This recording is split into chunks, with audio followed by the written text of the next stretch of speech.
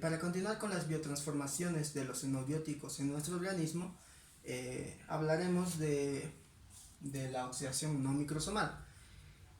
Ya vimos anteriormente, ya se habló, que la oxidación microsomal tiene que ver con la participación del citocromo P450. Entonces, estas oxidaciones no microsomales se dan sin ese citocromo y como el organismo tiende a seguir la ruta normal que sería las oxidaciones microsomales, entonces estas oxidaciones no microsomales son algo especiales. Para que exista esta reacción, entonces vamos a referirnos a algunas enzimas especiales, como la monoaminooxidasa, la diaminoxidasa, la alcohol deshidrogenasa y la aldehído deshidrogenasa. Entonces, ¿qué ocurre? Por ejemplo, con la monoaminooxidasa y la diaminoxidasa, lo que va a pasar es que esta enzima va a catalizar una reacción en la que ya sea un grupo amino o dos, de acuerdo al compuesto orgánico, se va a oxidar a un grupo carbonílico. La reacción general es la que les voy a mostrar a continuación.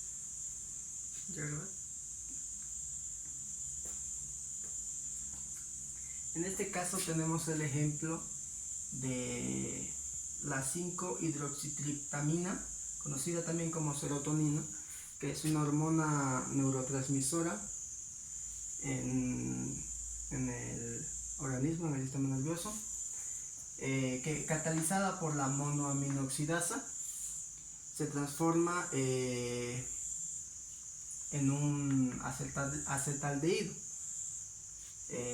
Si observan, la transformación o la oxidación es de este grupo amino a este grupo carbonilo.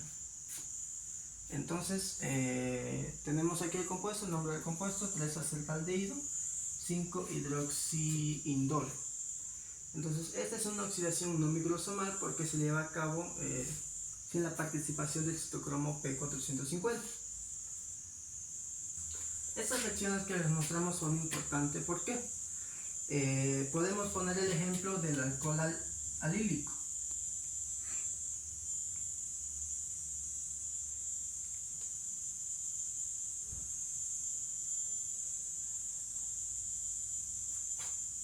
El cual, catalizada por la enzima alcohol deshidrogenasa,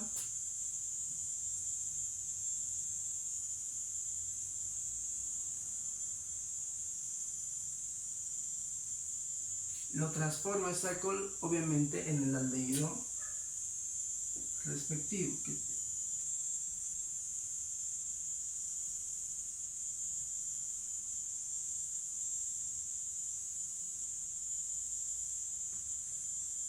Este es el aldehído formado, que es llamado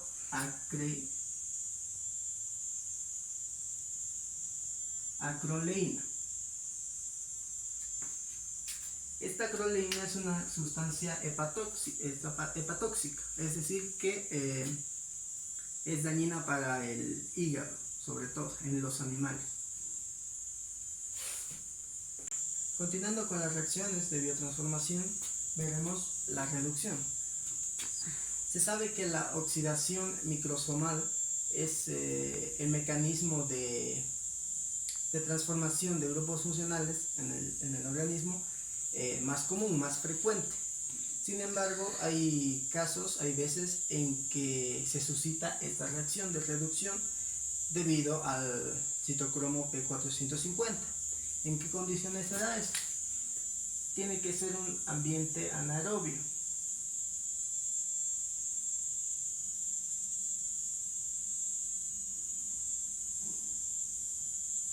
¿Esto qué quiere decir? Que el oxígeno es prácticamente inexistente. Y esto tiene lógica, pues si la presencia del oxígeno disminuye, es decir, si baja su tensión superficial, entonces el compuesto xenobiótico actuará como un receptor de electrones. Por tanto, al no haber oxígeno o al haber poco oxígeno, el citocromo P450 es el que actúa como donador de estos electrones. Otra característica de esta reducción es que la flora intestinal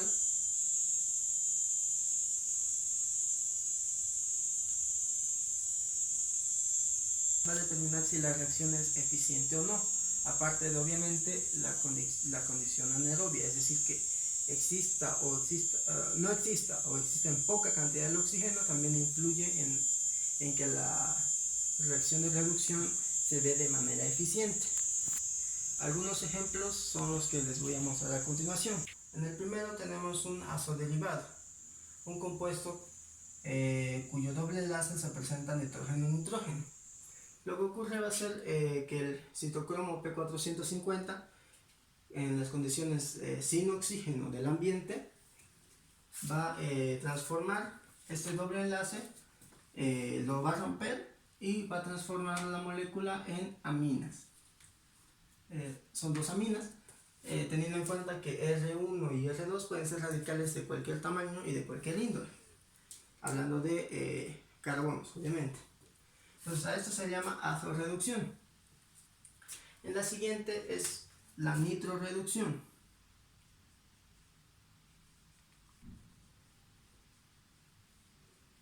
De aromáticos. Si vemos aquí, tenemos el nitrobenceno con un grupo alquilo del otro lado, en la posición par. Esto realmente no es tan importante.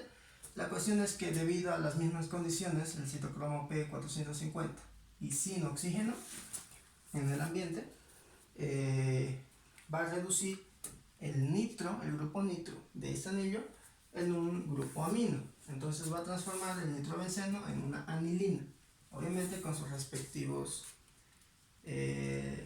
carbonos radicales o alquilos.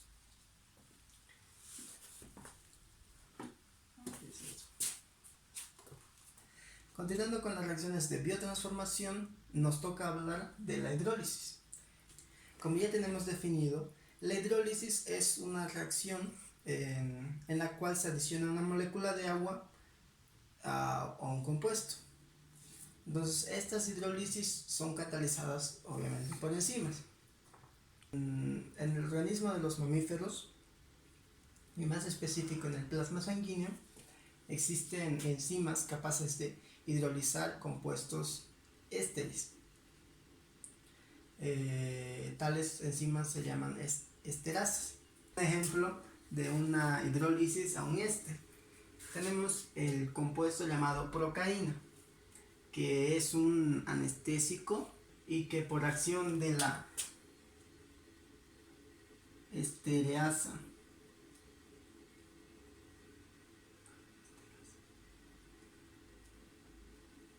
y del agua, obviamente, que existe en el organismo, se va a hidrolizar esta molécula. ¿Cómo? El enlace se rompe por aquí y lo que nos queda son dos moléculas, una que es un ácido carboxílico y la otra que es un alcohol. Entonces en eso consiste la hidrólisis de un compuesto por la enzima esterasa y agua en el organismo. Cabe resaltar también que existen otras enzimas que hacen la misma hidrólisis, pero esta vez sobre otro tipo de moléculas, ya no sobre sino sobre amidas. Entonces esta enzima que cataliza la hidrólisis de las amidas se llama amidasa. Un ejemplo puede ser la siguiente aquí es la fenacetina, que es un fármaco analgésico y antipirético. Esta es una químicamente es una amida. Vemos aquí el enlace que lo convierte en una amida.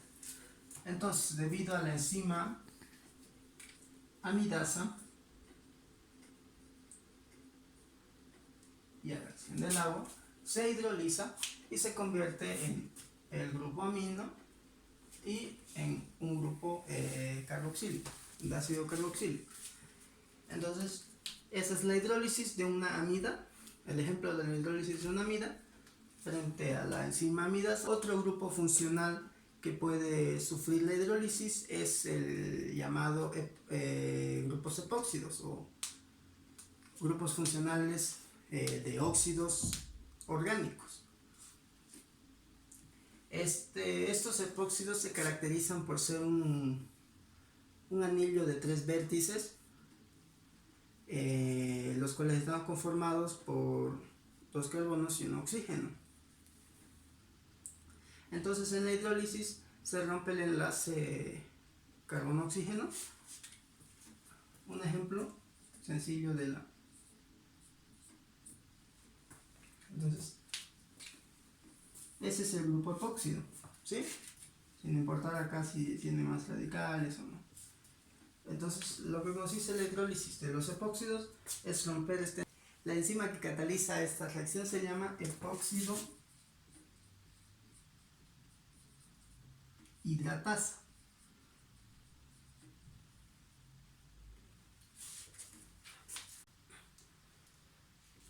El ejemplo que les presento es el siguiente. Tenemos el benceno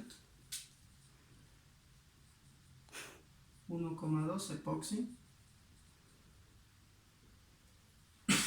que por acción de la epóxido hidratasa o epóxido hidrolasa y el agua la convierte en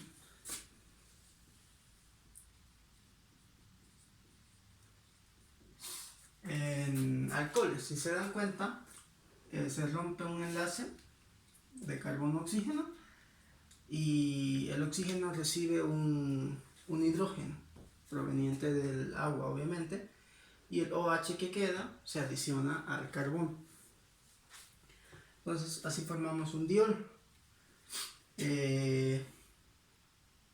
Los epóxidos en el organismo son sustancias bastante activas, es decir, que reaccionan con facilidad, lo cual crea obviamente problemas en el organismo. Ejemplos de esto podemos ver cuando se presentan células cancerígenas en el cuerpo humano. Generalmente estas son producidas debido a reacciones con epóxidos y con proteínas del propio cuerpo humano y como sabemos el ADN son cadenas proteicas. Entonces estos epóxidos también pueden reaccionar con nuestras cadenas de ADN, lo cual también ocasionaría problemas congénitos. Entonces eso sería todo con referencia a la fase 1 de las reacciones de biotransformación. La fase 2 la vamos a tocar en un siguiente capítulo.